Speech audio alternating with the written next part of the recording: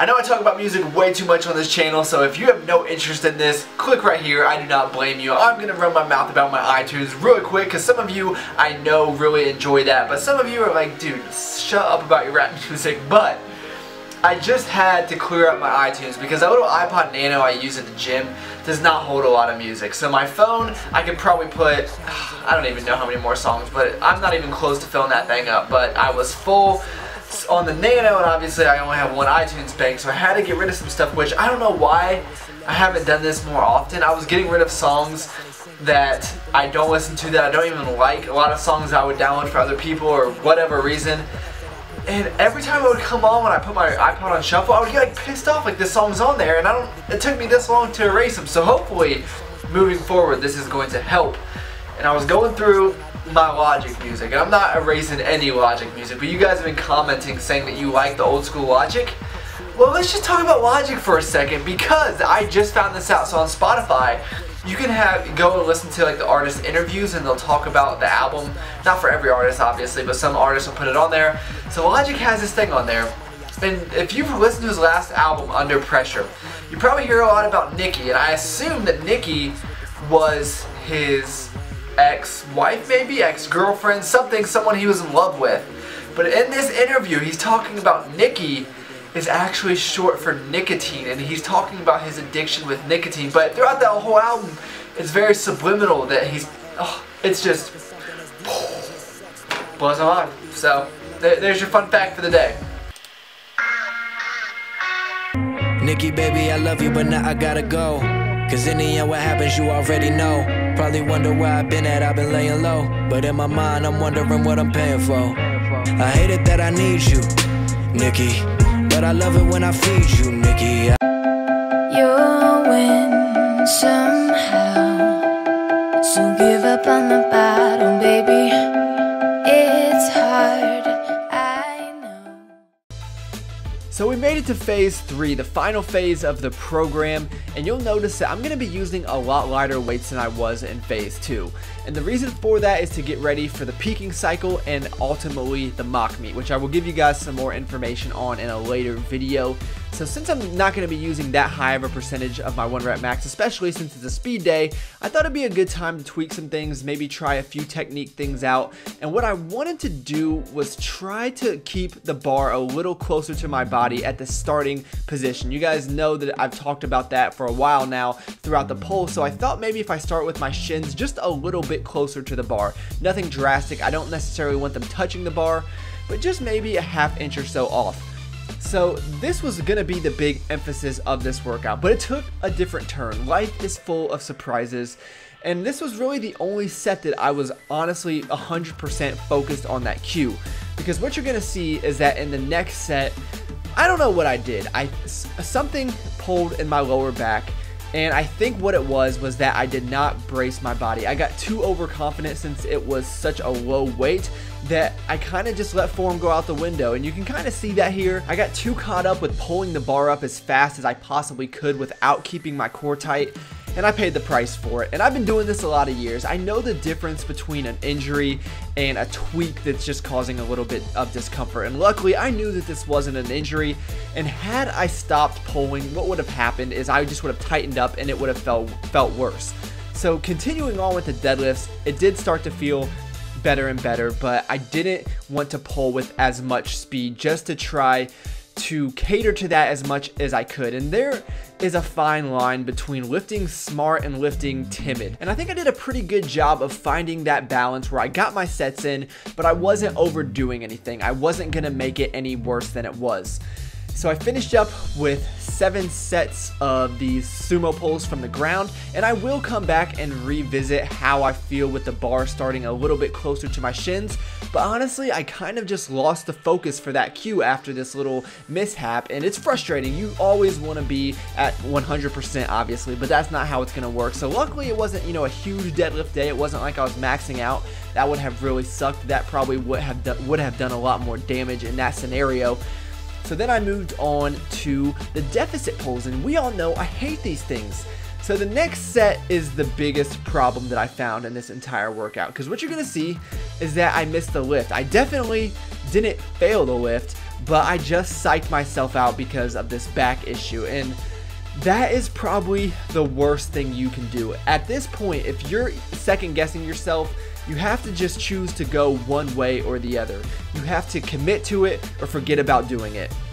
Oh, that almost sounds like a video title, doesn't it? Maybe I'll go with that. And in my opinion, that might be the most dangerous part of lifting. We always hear these things, oh, squatting's bad for your knees, deadlifting is gonna be bad for your back, and we've kind of disproved that over the years to some degree. But if you go into a lift and you get into the middle of the lift and you decide, oh no, I can't do this, and you lose all tightness in your body, that is when things can go wrong. That really increases the likelihood of errors.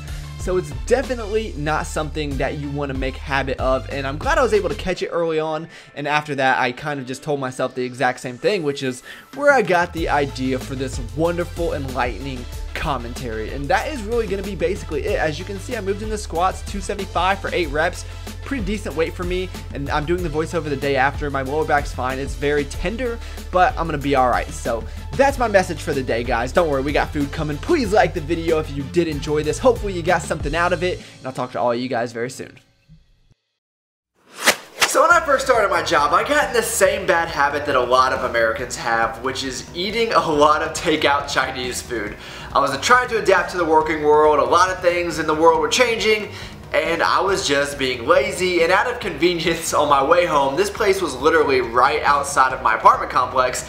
I would just stop there, and from the first time I went in there, I was hooked. The lady was so welcoming, the food was on point every single time, and I really missed that place. It was perfection. We all know how good Chinese food is anyway. So then I moved into the place that you're looking at right now, and I no longer live close to that place I used to go to. So I tried the Chinese place that is closer to where I live now, and the first time I went in there, I was just like, this is not gonna cut it. I was not a fan. They were mean, and I got the food, and for lack of a better term, it was just sketchy. I mean, I wasn't convinced it was real food. I'm just not a fan of the place. So, that being said, I'm gonna try to make my own Chinese food here, and because I have to entertain you guys somehow, and my favorite Chinese food by far is steamed white rice and bourbon chicken. So what are we gonna have? Come on, you got it. We're gonna be having fried rice and General Tso chicken. I don't know why, guys, just play along with me. But before we can do any of this, I must eat this salad because my stomach is about to eat itself. Oh man, this is gonna be a tough decision. Do I want orange chicken or General Tso? I forgot that I had this in the refrigerator. Oh man, it's gonna be a game time decision. We all people, all equal, we all the same. Looking for control, trying to play the game. We all got issues, just different magazines.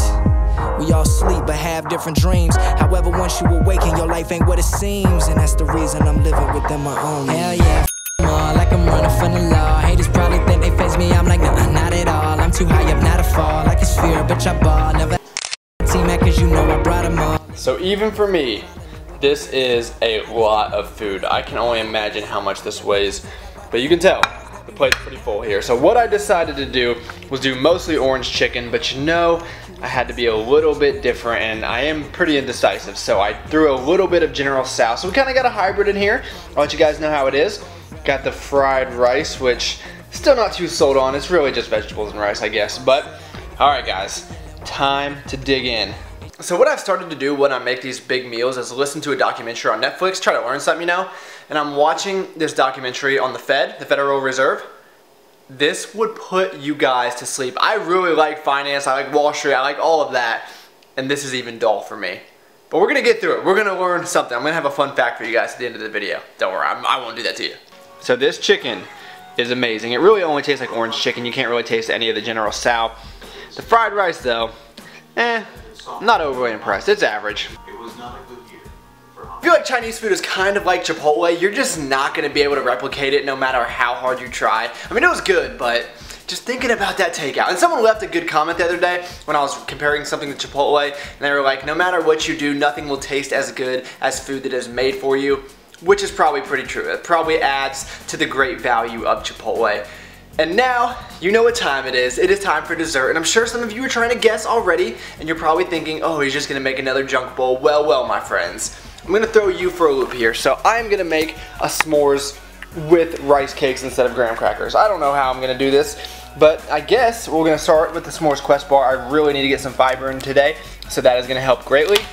And we're gonna use this guy right here, this Hershey's, what was that, Hershey's Caramel. See, I would never have bought this, but this was free. I'm telling you guys, get that free Friday coupon from Kroger's and you guys can get some random stuff if you wanna try it out.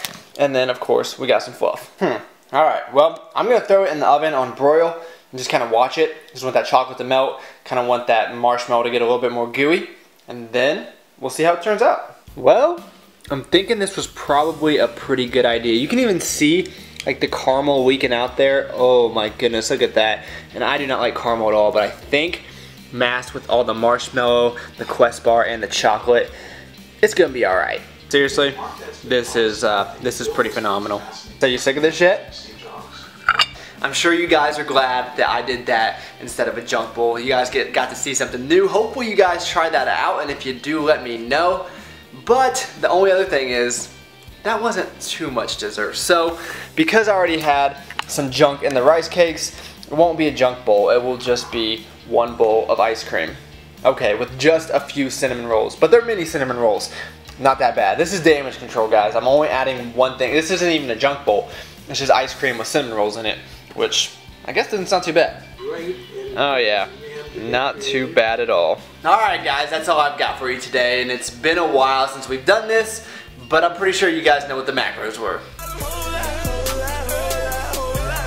So please like the video if you enjoyed it. That really helps me out a lot. The little thumbs up button below the video, I'm always bugging you guys about it, and I apologize for that, but it does help me out. So thank you for taking the time to watch this video, and I'll talk to you guys next time.